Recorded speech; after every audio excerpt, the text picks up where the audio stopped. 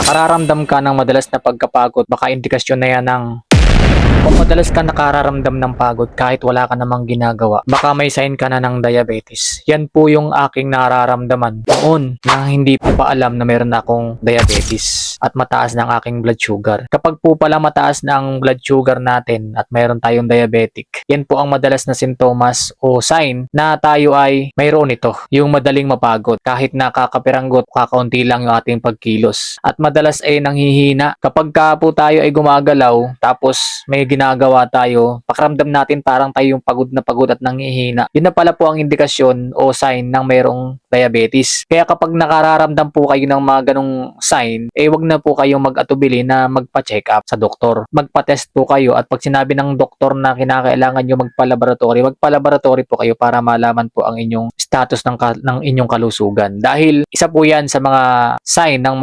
mayroong mataas ang blood sugar o mayroon ng diabetes, ang madaling mapagod at nanghihina. Kadalasan po yan ay kapag ka tayo ay kumikilos o gumagawa.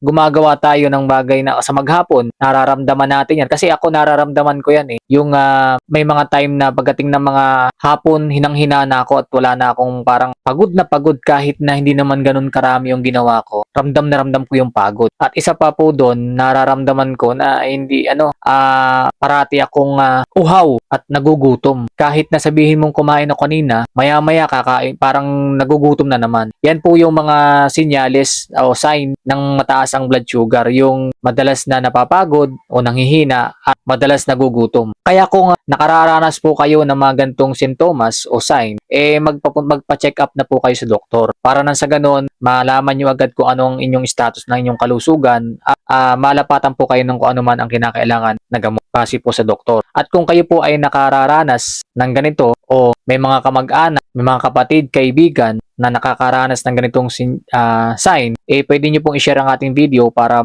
magkaroon po sila ng awareness at hindi po nila pabayaan yung kanilang nararamdaman. Hindi po nila baliwalain. Ang importante po sa atin yung ating malusog na pangangatawan at syempre may tamang kaalaman tungkol sa anumang karamdaman gaya po nitong diabetes. Isa po ako sa nagbabahagi nito dahil isa rin po ako sa mga taong nagbaliwala ng aking mga naramdamang sign o sintomas nito. Kaya kung nagustuhan nyo po yung topic natin, pakishare po nito para sa ibang nating mga kapatid o kaibigan na awareness. At ang importante po sa atin yung kalusugan natin. Yan ang ating kayamanan. At syempre, importante ang stay healthy.